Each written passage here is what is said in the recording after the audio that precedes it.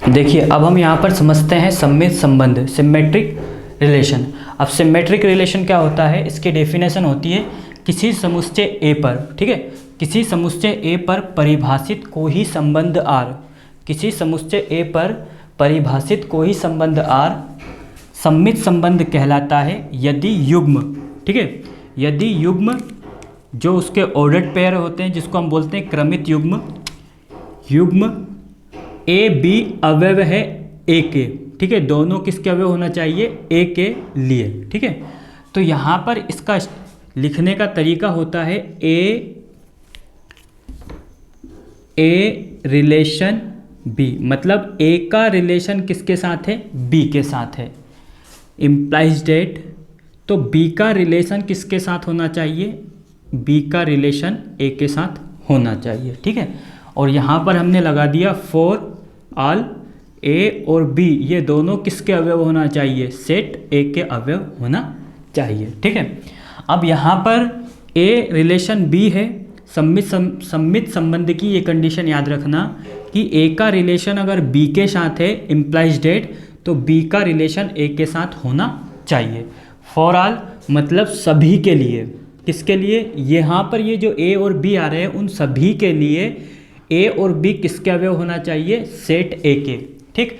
यहाँ पर ये जो बोला गया है ये इस बात के लिए बोला गया है कि ए और बी जो होंगे वो किसके अवयव होंगे, सेट ए के अवयव होंगे, ठीक है।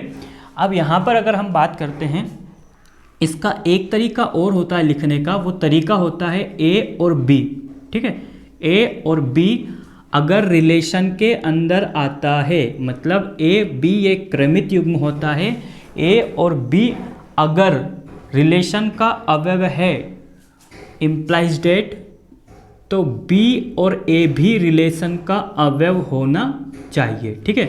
जिस ये सम्मित संबंध की ये कंडीशन याद रखना, ए बी रिलेशन का एलिमेंट्स है तो बी ए भी रिलेशन का अवयव होना चाहिए।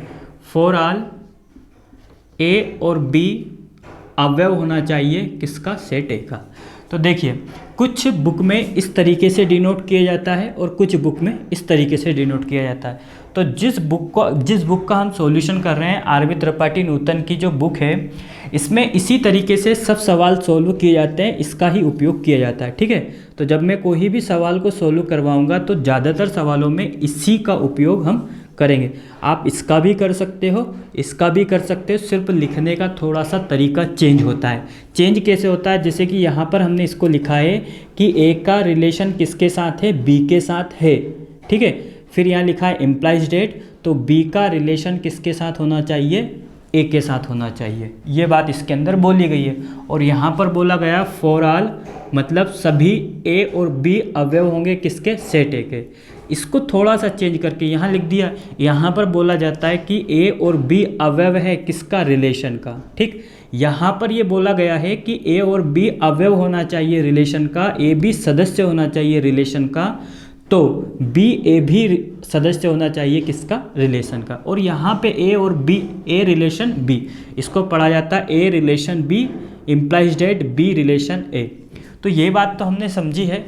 अब हम यहाँ पर क्या समझेंगे, ठीक है। तो यहाँ पर एक उदाहरण लेकर हम इसको क्लियर करते हैं। जैसे कि मान लिया जाए अगर हमने यहाँ पर एक सेट लिया है ए, ठीक, इस सेट के अंदर हमने एलिमेंट्स ले लिए ए बी सी, ठीक है, ये एलिमेंट्स लिए। अब जब हमने ये एलिमेंट्स लिए हैं तो आपको मैंने कहा था कोई भी अगर इस रिलेशन का सवाल आता है, ठीक, तो सबसे पहले तो आपको दो बातें उस प्रश्न के अंदर दी जाएगी। दो बातें क्या क्या दी जाएगी आपको, सबसे फर्स्ट में कोई भी सेट दिया जाएगा और उसके बाद एक सेट दिया जाएगा इसके लिए, ठीक है। और जब वो एक सेट दिया जाएगा आपको उनका क्या निकालना है, क्रॉस निकालना है। अगर हम इस सेट की बात करते हैं ए बी सी की, तो यहाँ पर हमारे पास ए बी सी ये अवयव है, इधर बात करते हैं तो ए बी सी ये क्या है, हमारे पास अवयव है, ठीक। इसका हमने इसी के ऊपर क्या निकाल दिया, ए क्रॉस ए निकालते हैं तो ए का ए के साथ होगा तो ए आ जाएगा, ए बी आ जाएगा और ए सी आ जाएगा, बी आ जाएगा, बी आ जाएगा, बी सी आएगा, सी ए सी बी सी सी, ये हमको क्या मिल जाएंगे, एलिमेंट्स मिल जाएंगे। तो हर सवाल में आपको इस तरीके से करना है, उसका ए क्रॉस ए निकालना है, ठीक है।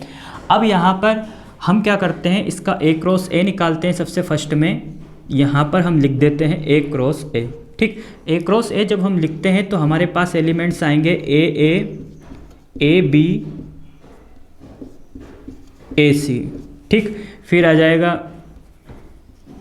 B A B C, sorry B C, C A C B C. तो यहाँ पर जब हमने इसका ए क्रॉस ए निकाला है सेट ए का, तो इसमें सिर्फ समझने वाली बात यह है कि सममित संबंध जो होता है, सममित संबंध का कहने का मतलब ये होता है कि अगर ए और बी रिलेशन के अंदर आता है तो बी और ए को भी रिलेशन के अंदर आना चाहिए, ठीक है।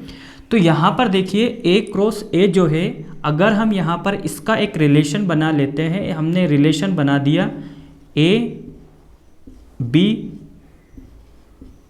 बी सी, ठीक है, फिर बी ए सी बी, ठीक। अब देखिए यहाँ पर ये जो R1 बना है ये किससे बना है, ए क्रॉस ए से। और हम ये बात बहुत अच्छे तरीके से जानते हैं कि जो रिलेशन होता है R1 जो है, यहाँ पर अगर हमने R1 लिखा है, R1 जो होता है मतलब रिलेशन जो होता है वो उप समुच्चय होता है। किसका होता है, ए क्रॉस ए का, ठीक है। तो यहाँ पर अगर हम बात कर रहे हैं ए क्रॉस ए की, तो ये बात हम जानते हैं कि ये रिलेशन जो होता है वो उप समुच्चय होता है। तो R1 जो हमको दिख रहा है वो क्या है, उप समुच्चय है, उप समुच्चय है, ठीक। अब जब ये उप समुच्चय है, सबसेट अगर ये है, तो ये जो सबसेट है, उप समुच्चय है, इसके हर एक एलिमेंट्स को हमें चेक करना है।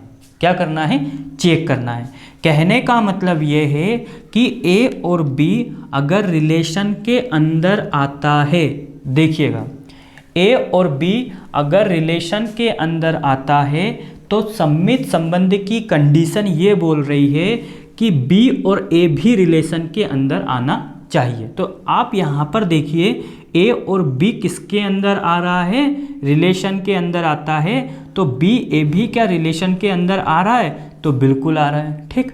अगर हम इसकी बात करते हैं बी और सी अगर रिलेशन के अंदर आ रहा है तो सी और बी भी किसके अंदर आना चाहिए, रिलेशन के अंदर आना चाहिए।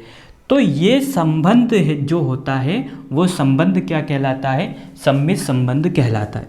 कहने का सीधा सा मतलब ये है, जब आपको कोई एक सेट दिया जाएगा, कोई एक समुच्चय दिया जाएगा, उस समुच्चय का सबसे फर्स्ट में आप ए क्रॉस ए निकाल लीजिए, उसका कार्टेशियन प्रोडक्ट निकालिए।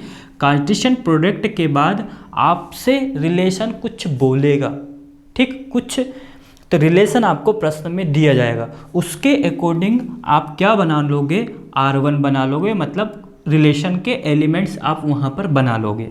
जब आप उस रिलेशन के एलिमेंट्स को बना लेते हो, और वो किससे बनेंगे, वो इसी से बनाए जाएंगे, इससे ही बनेंगे, ठीक।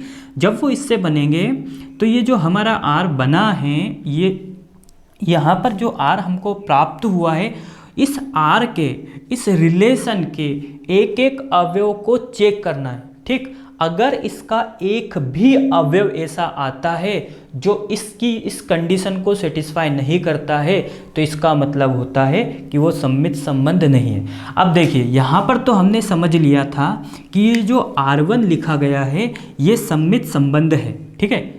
अब हम यहाँ पर क्या करते हैं, एक R2 बना लेते हैं, एक रिलेशन बनाते हैं अलग से। जैसे कि मैंने यहाँ पर एक रिलेशन बना दिया, मैंने यहाँ पर बना दिया A B A C, A B B C, B A C C, ठीक। अब यहाँ पर देखिए ये जो मैंने R2 आपको बनाया है, अब इतना ध्यान रखना, जैसे कि मैंने यहाँ R1 बनाया है और ये R2 बनाया है, ये ऑलरेडी मैंने ऐसे ही लिख दिए हैं, लेकिन जब आपको प्रश्न दिया जाएगा, आप जो प्रश्न में होगा उसके अकॉर्डिंग हम यहाँ पर मतलब जो रिलेशन होगा उसको हम बनाएंगे।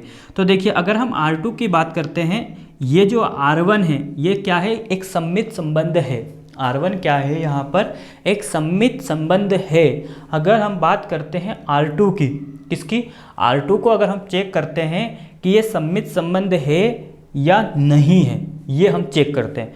तो देखिए, यहाँ पर अगर हम बात करते हैं A और B किसके अंदर आ रहा है, रिलेशन के अंदर। मतलब पहला जो इसका सदस्य है रिलेशन का, पहला जो अवयव है वो R2 का एलिमेंट्स है, मतलब वो रिलेशन के अंदर आ रहा है।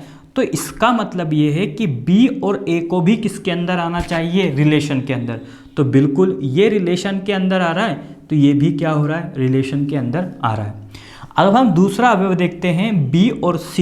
इसको जब हम चेक करते हैं B और C रिलेशन के अंदर आ रहा है, तो क्या C और B, इसका जब हम उल्टा करेंगे, C और B क्या रिलेशन के अंदर आ रहा है, तो देखिए C और B रिलेशन के अंदर नहीं आ रहा है। तो इसका मतलब ये है कि ये जो R2 है ये सममित संबंध नहीं है। सममित संबंध की कंडीशन एक एक अवयव, मतलब A भी रिलेशन के अंदर है तो B A भी रिलेशन के अंदर होना चाहिए, B C रिलेशन के अंदर है तो C भी रिलेशन के अंदर होना चाहिए। इसको हमने समझा है, ठीक है। यहाँ पर ये कंप्लीट तरीके से पूरा हो चुका है सममित संबंध। हम यहाँ पर समझते हैं संक्रामक संबंध, ट्रांजिटिव रिलेशन, ठीक है। ट्रांजिटिव रिलेशन क्या होता है, तो संक्रामक संबंध यदि किसी समुच्चय A में, यदि किसी समुच्चय A में संबंध R इस प्रकार हो कि किन्हीं A B C किसके अवयव होना चाहिए, सेट A के, ठीक है। कोई भी आपको एक समुच्चय दिया जाएगा A B C belongs to A के लिए। अब यहाँ पर A और B किसका अवयव है, A रिलेशन B तथा B relation C implies date, ठीक है। और यहाँ पर हम लिख सकते हैं A relation C for all A B C अवयव होंगे किसके, सेट A के, समुच्चय के।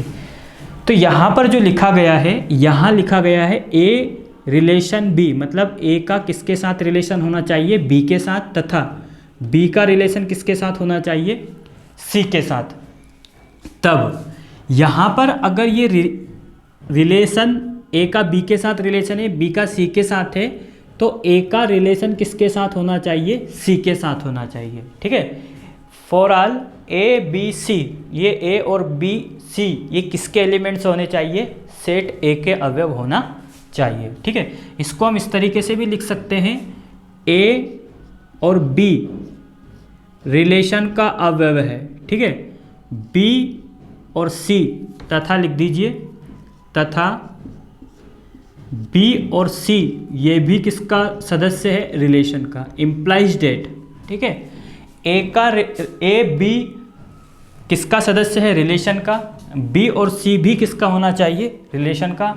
फिर यहाँ पर फिर A और C ये किसका एलिमेंट्स होना चाहिए, रिलेशन का।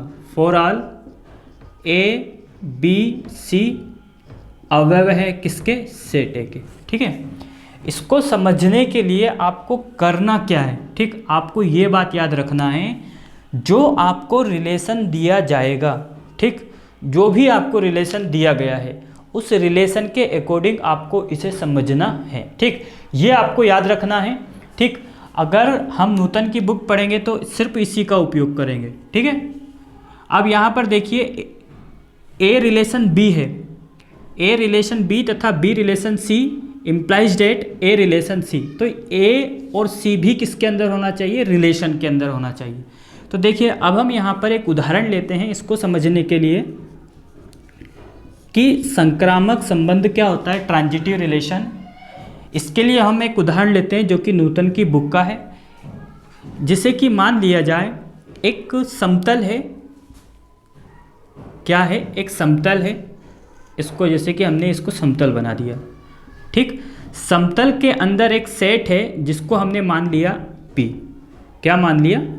समतल के अंदर क्या है, एक समुच्चय है, और उस समुच्चय में कहा गया है कि ये जो रेखाएं हैं ये कि सब क्या है, ये रेखाएं, ठीक है। ये क्या कहलाता है, जैसे कि मान लिया जाए ये A रेखा है, ये B है और ये C है, ठीक। और जब आपने इसको माना है कि ये एक समतल है, समतल में हमने रेखाएं खींची है, तो ये क्या हो गया, रेखाओं का समुच्चय हो गया। तो P हमने मान लिया है, P क्या है, एक A B और C, ठीक। A B C ये क्या है, रेखाएं हैं समतल के अंदर, और समतल को हमने क्या मान लिया, P, मतलब सेट से समुच्चय के लिए इसको हमने किससे डिनोट कर दिया, P से कर दिया।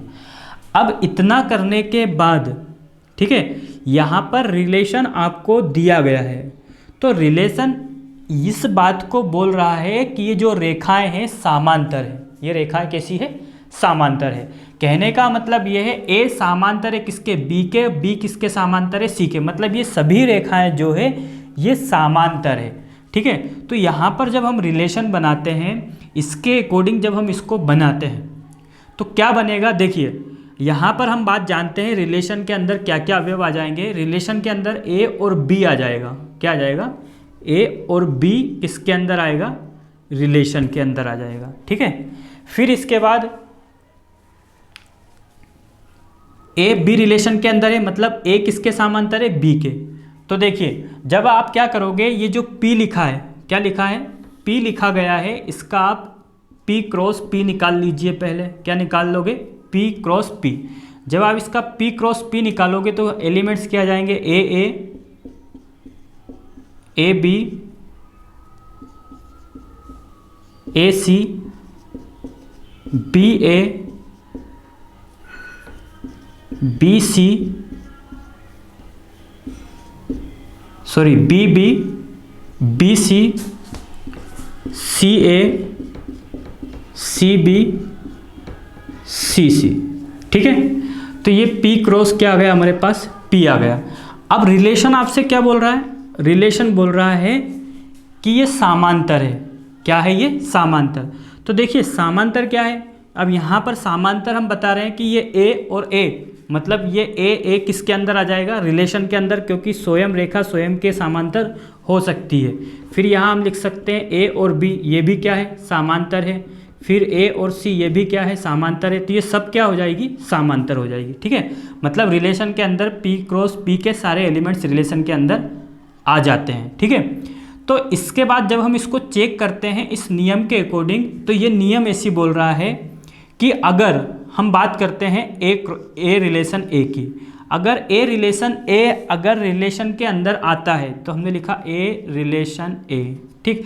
फिर अगला एलिमेंट्स क्या है, A B है, तथा A relation B implies date. कहने का मतलब यह है कि अगर A रिलेशन A है तथा A रिलेशन B है, ठीक, तो यहाँ पर A और ये वाला B, ये भी क्या होना चाहिए, रिलेशन के अंदर आना चाहिए। A और B किसके अंदर आना चाहिए, रिलेशन। तो A और B रिलेशन के अंदर आ रहा है, तो इसका मतलब ये है कि अगर A और B समांतर है, A समांतर है किससे, B से, तथा B समांतर है किससे, C से, इम्प्लाइज डेट। तो क्या A समांतर नहीं होगी C के, तो A समांतर होगी किससे, C से। तो इसका मतलब यह है कि अगर A समांतर है C के, तो ये किसके अंदर आता है, संक्रामक संबंध के अंतर्गत आता है। मतलब ये जो उदाहरण लिया गया है ये क्या है, एक संक्रामक संबंध है। और कब होगा, जब A और B रिलेशन के अंदर आता है, B और C रिलेशन के अंदर आता है, तो इस A और C को भी रिलेशन के अंदर आना चाहिए, A और C भी रिलेशन के अंदर होना चाहिए। तभी हम ये कह सकते हैं कि ये जो संबंध है ये संक्रामक संबंध है, ठीक है। अब हम एक उदाहरण लेते हैं सिंपल सा, जिससे कि हमको क्या है, ये पूरा कंप्लीट समझ में आ जाए, ठीक। यहाँ पर अगर हमने एक सेट लिया है, सेट हमारे पास है 1 2 3, ठीक, एक सेट से ले लिया। फिर इसके बाद जब हम इसका A क्रॉस A निकालते हैं तो A क्रॉस A निकालेंगे तो आ जाएगा 1 1 1 2 1 3, फिर 2 1 2 2 2 3 3 1 3 2 3 3, ठीक है। ये आ गया हमारा A क्रॉस A। जब ये A क्रॉस A निकाला है तो रिलेशन में अगर हम एलिमेंट्स लेते हैं, जैसे कि हमने ले लिया 1 1, ठीक, फिर ले लिया हमने 1 2, ठीक है, फिर लिया हमने 1 3, फिर लिखा हमने,